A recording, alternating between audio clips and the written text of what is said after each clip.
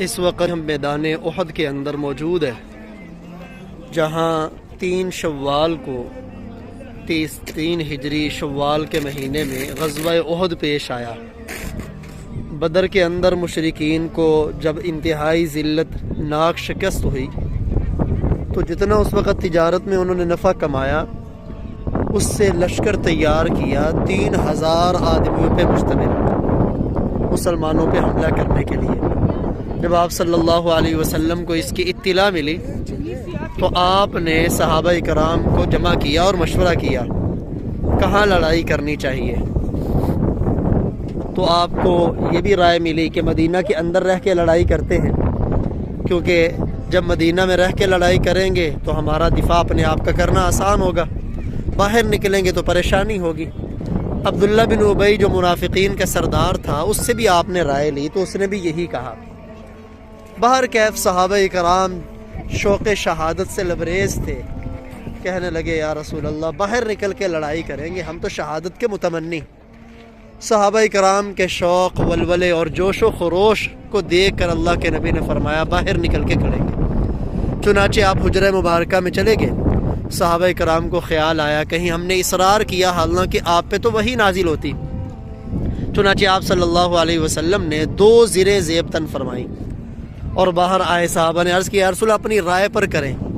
آپ نے فرمایا اللہ کے نبی جب اسلحہ پہن لیں تو اس وقت تک نہیں اتارتے جب تک کہ کافروں کا قتل نہ کریں۔ تو آپ 1000 کا لشکر لے کے باہر نکلے۔ یہی وہ میدان ہے آپ کے سامنے۔ آپ کی صفیں اس طرف بنی ہوئی تھی، یہ پیچھے جو ٹیلا آپ کو نظر آ رہا ہے جس کے اوپر لوگ چڑھے ہیں، یہاں آپ نے 50 تیر اندازوں کو مقرر کیا جن کے امیر عبداللہ بن جبیر رضی اللہ تعالیٰ عنہ تھے، اور ان کو فرمایا کہ ہمیں فتح ہو یا شکست تم نے ہماری پشت کی حفاظت کرنی۔ گویا کہ یہ پشت تھی، اسلامی لشکر اس جگہ پہ تھا۔ وہ سامنے آپ کو جبل احد نظر آ رہا ہے، وہ پہاڑ جس کے بارے میں اللہ کے نبی نے فرمایا ھذا جبل یحبنا ونحن نحبہ، یہ احد پہاڑ وہ ہے، اس سے ہمیں محبت ہے اور اس کو ہم سے محبت ہے۔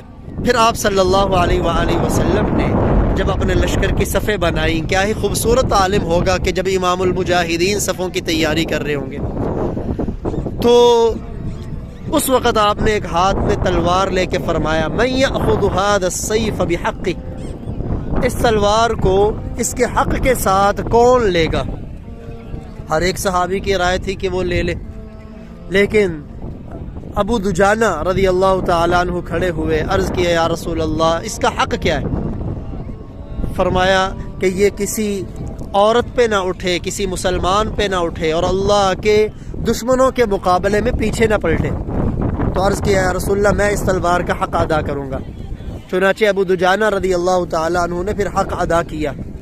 ان کا عجیب انداز تھا جہاد کرنے کا، اپنے پیشانی پہ سرخ رنگ کی پٹی باندھتے تھے اور اکڑ اکڑ کے میدان جہاد میں چلتے تھے۔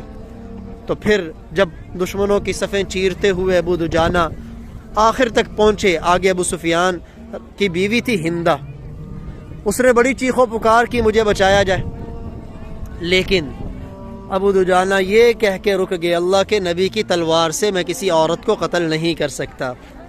بہر کیف اس میدان کے اندر پھر یہ غزوہ احد پیش آیا۔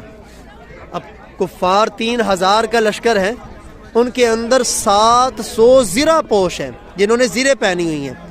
مسلمان 1000 کا لشکر لے کے آئے، لیکن عبداللہ بن ابی میدان جہاد سے یہ کہہ کے واپس چلا گیا کہ میری رائے نہیں مانی، میں نے کہا تھا مدینہ کے اندر رہ کے لڑائی کی جائے، تو یہ باہر نکلے لہذا میں اپنے آپ کو مروا نہیں سکتا۔ 300 آدمی لے کے واپس چلا گیا۔ یہی ہوتا ہے حال منافقوں کا۔ باہر کیف مسلمانوں کی تعداد 700 اور نہتے ان کے مقابلے میں۔ پھر جب مقابلہ شروع ہوا اللہ تعالیٰ نے وَكَم مِّن فِئَةٍ قَلِيلَةٍ غَلَبَتْ فِئَةً كَثِيرَةً بِإِذْنِ اللَّهِ، اللہ تعالیٰ نے کتنی تھوڑی جماعتوں کو زیادہ جماعتوں پہ غلبہ دے دیا، چنانچہ اس جماعت کو بھی غلبہ ملا۔ اب سبحان اللہ، کیسے کیسے اللہ کے پیارے نبی کے پیارے صحابہ، سید الشہداء سیدنا حمزہ رضی اللہ تعالیٰ عنہ کی بہادری، عجیب بہادری کہ جدھر بڑھتے ہیں دشمنوں کی صفیں چیرتے ہوئے چلے جاتے ہیں۔ یہ آپ کے سامنے جالیاں جو آپ کو نظر آ رہی ہیں، ان کے اندر احد میں 70 صحابہ کرام شہید ہوئے، ان کی قبور مبارکہ ہے، قبور طاہرہ ہے۔ سیدہ حمزہ رضی اللہ تعالیٰ عنہ کی قبر بھی یہی ہے، جسے سید الشہداء کا لقب ملا۔ بہر کیف سیدنا حمزہ رضی اللہ تعالیٰ عنہ بھی اسی میدان کے اندر شہید ہوئے۔ وحشی بن حرب، یہ جبیر بن مطعم کا حبشی غلام تھا، چونکہ جبیر بن مطعم کے چچا کو طعیمہ کو سیدنا حمزہ رضی اللہ تعالیٰ عنہ نے بدر میں قتل کیا تھا، اسے غصہ تھا، تو بلال وحشی بن حرب کو اس نے کہا اگر تم حمزہ کو قتل کرو تو تم آزاد ہو، تو کہتے صرف میں اپنی آزادی کی خاطر نکلا قتل کرنے کے لیے۔ اب دیکھیں یہ مسجد بھی اس میدان میں بنی ہوئی ہے، اگرچہ بند ہے، مسجد سید الشہداء سیدنا حمزہ رضی اللہ تعالیٰ عنہ کے نام پر۔ کہتے میں ایک پہاڑ پتھر کے پیچھے چھپ گیا، جب وہاں قریب سے سیدنا حمزہ رضی اللہ تعالیٰ عنہ گزرنے لگے تو میں نے ناف میں نیزہ مارا، جس سے وہ زمین پہ گرے اور جام شہادت نوش کر گئے، انا للہ و انا الیہ راجعون۔ پھر ان کی لاش کا مسلح بنایا گیا، اللہ اکبر، انگلیاں کاٹی گئیں، ناک کاٹے گئے، پاؤں کاٹے گئے، سینہ چیرا گیا، حتیٰ کہ ہندہ نے کلیجہ نکال کے اسے چبایا، نگلنا چاہا، نگلا نہیں گیا۔ بعد میں ہندہ وہ رضی اللہ تعالیٰ عنہ بنی ایمان لے آئیں، اور یہ وحشی بھی بعد میں ایمان لے آئے۔ جب آپ صلی اللہ علیہ وسلم کے پاس بطور ایمان کے حاضر ہوئے تو اللہ کے نبی نے فرمایا 1000 کافروں کو قتل کرنے سے کسی ایک کا مسلمان ہو جانا میرے ہاں بہتر ہے، لیکن فرمایا وحشی خیال کرنا میری نگاہوں کے سامنے نہ آنا، وگرنہ مجھے اپنے چچا کی یاد آ جائے گی۔ چنانچہ وحشی جب بھی آتے تو آپ کی پشت کی طرف بیٹھتے، لیکن پھر اس کا کفارہ انہوں نے اس انداز میں ادا کیا۔ مسیلمہ کذاب کے خلاف جو لڑائی ہوئی مسلمانوں کی، جس نے نبوت کا دعویٰ کیا تھا، تو وحشی بن حرب رضی اللہ تعالیٰ عنہ نے اسی طرح ناف میں نیزہ مار کے مسیلمہ کذاب کو قتل کیا۔ فرمایا پہلے خیر الناس کو قتل کیا تھا، اب شر الناس کو قتل کر کے اپنی اس غلطی کی تلافی کر رہا ہوں۔ اسی میدان میں غسیل الملائکہ سیدنا حنظلہ رضی اللہ تعالیٰ عنہ بھی تھے۔ جب شہید ہوئے تو ان کی میت کو آسمان پہ اٹھا لیا گیا، فرشتوں نے بادل کے پانی سے چاندی کے برتنوں میں غسل دیا۔ جب ان کو دیکھا گیا تو سر سے پانی کے قطرے اتر رہے۔ اللہ کے نبی نے فرمایا ان کی زوجہ کو بلاؤ۔ بلایا گیا تو اس نے کہا جنابت کی حالت میں تھے، آپ کی آواز کانوں میں پڑی تو غسل کو چھوڑ دیا کہ کہیں اللہ کے حکم، نبی کے حکم ماننے میں تاخیر نہ ہو جائے۔ تو آپ نے فرمایا فرشتوں نے حنظلہ کو غسل دیا، اس لیے غسیل الملائکہ کہلائے۔ پھر جب اس چوٹ پہاڑی کے اوپر، ٹیلے کے اوپر جو 50 تیر انداز تھے، فتح مسلمانوں کو ہوئی اور مسلمان مال غنیمت اکٹھا کر رہے تھے، تو جو ماتحت تھے عبداللہ بن جبیر رضی اللہ تعالیٰ عنہ کے، انہوں نے عرض کیا اب تو فتح ہو گئی، ہم بھی جا کے مسلمانوں کا ہاتھ بٹاتے، مال غنیمت اکٹھا کرتے۔ انہوں نے بڑا منع کیا کہ اللہ کے نبی کا فرمان قطعی ہے، فتح ہو یا شکست ہو تم نے اس ٹیلے کو نہیں چھوڑنا۔ وہ لوگ اتر آئے، صرف عبداللہ بن جبیر کے ساتھ 10 صحابی اس کے اوپر رہے۔ خالد بن ولید جو اس وقت ابھی تک مسلمان نہیں ہوئے تھے، انہوں نے جب دیکھا اس ٹیلے کو خالی، اس کی بیک کی طرف سے آئے اور آ کر موجود اوپر صحابہ کرام کو بھی شہید کیا، اور اس میدان میں موجود مسلمانوں کے اوپر تیروں کی بارش کر دی۔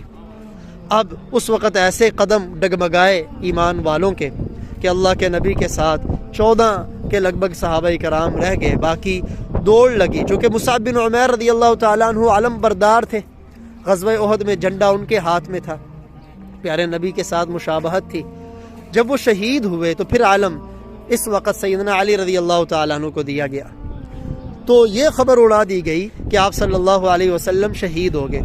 اب صحابہ کرام نے دیکھا جب اللہ کے نبی شہید ہوئے، کچھ نے تو کہا پھر ہم رہ کے کیا کریں گے، آگے میدان میں ہوئے اور جام شہادت نوش کر لیا۔ کچھ نے کہا اب کیا کرنا، لڑائی کر کے واپس پلٹ گئے، کچھ بیٹھ گئے۔ اسی دوران آپ صلی اللہ علیہ وآلہ وسلم کے چہرہ انور پر عتبہ بن ابی وقاص، جو سعد بن ابی وقاص رضی اللہ تعالیٰ عنہ کے بھائی تھے، انہوں نے پتھر مارا، اللہ کے پیارے نبی کے 2 دندان مبارک شہید ہوئے، آپ کا لب نیچے والا شہید ہوا۔ اس لیے سعد کہا کرتے تھے مجھے سب سے زیادہ خواہش اس بات کی تھی کہ میں اپنے ہاتھ سے اپنے بھائی کو قتل کروں۔ پھر اسی وقت ایک اور پہلوان آگے بڑھا، عبداللہ قمیہ، اس نے بڑھ کر پتھر مارا آپ صلی اللہ علیہ وسلم کے سر مبارک پر، خود کی کڑیاں آپ کے چہرے انور میں گھس گئی، چہرہ لہو لہان ہو گیا، آپ کو پیچھے لے جایا جا رہا تھا۔ طلحہ رضی اللہ تعالیٰ عنہ آپ کے آگے ڈھال بنے ہوئے تھے، جو بھی کافروں کا تیر آتا وہ اپنے ہاتھ سے روکتے، ہاتھ شل ہو گئے۔ اس لیے اللہ کے نبی نے فرمایا جو چلتا پھرتا کسی کو شہید دیکھنا چاہتا ہو وہ طلحہ کو دیکھ لے۔ صحابہ کہتے ہیں احد کا دن تو سارا طلحہ کا ہی تھا۔ پھر آپ کو پہاڑ کی طرف لے جایا گیا، پہاڑ پہ چڑھانے کے لیے۔ نقاہت بدن میں پیارے نبی کے اتنی پہاڑ پہ نہیں چڑھا جا رہا۔ طلحہ نیچے بیٹھے، پیارے نبی کو اوپر قدم رکھوا کے پہاڑ کے اوپر چڑھایا۔ اس وقت آپ کی زبان نبوت سے نکلا اوجب طلحہ، طلحہ نے اپنے اوپر جنت کو واجب کر لیا۔ اندازہ کریں مسلمانوں کا اس ٹیلے سے اترنا اللہ کے نبی کے حکم کو چھوڑ کر، جس کی وجہ سے فتح شکست میں بدل گئی۔ ہمارے لیے بہت بڑی عبرت ہے کہ ہماری زندگی میں پیارے نبی کے جو فیصلے نہیں ہیں ان کے خلاف ورزی ہم کر رہے ہیں، تو پھر پریشانیاں اسی طرح ہمارے سامنے آتی، اور جب نبی کی اطاعت آئے گی تو خوشیاں آئیں گی۔ اللہ کا سلام ہو شہدائے احد پر، اور اللہ کا سلام ہو پیارے نبی کے صحابہ پر۔ پھر جب آپ احد کے اندر، احد پہاڑ پر کسی ایک جانب آپ چھپے، مشرکین نے دیکھا، ابو سفیان نے دیکھا کہ ان کو شکست ہو گئی، آپ صلی اللہ علیہ وسلم شہید ہو گئے، تو اس نے آواز دی افیکم محمد، کوئی جواب نے فرمایا کسی کو جواب نہ دو۔ پھر وہ بھی جانتے تھے پیارے نبی کے ساتھ ابو بکر، پھر کہنے لگا افیکم ابو قحافہ، کوئی جواب نہیں آیا۔ پھر کہنے لگا افیکم عمر، یعنی انہیں پتا تھا پیارے نبی کے بعد ابو بکر ہے، پھر عمر ہے، کوئی جواب نہیں آیا۔ کہنے لگا یہ سب شہید ہو گئے۔ سیدنا عمر سے رہا نہ گیا، اونچی آواز میں کہا تو جھوٹ بولتا ہے خود اللہ کے دشمن، ہم سب زندہ ہیں۔ اس وقت ابو سفیان نے نعرہ لگایا اعلو حبل۔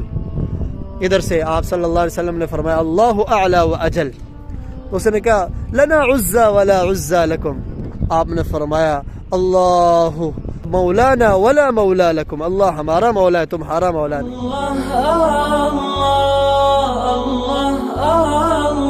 اللہ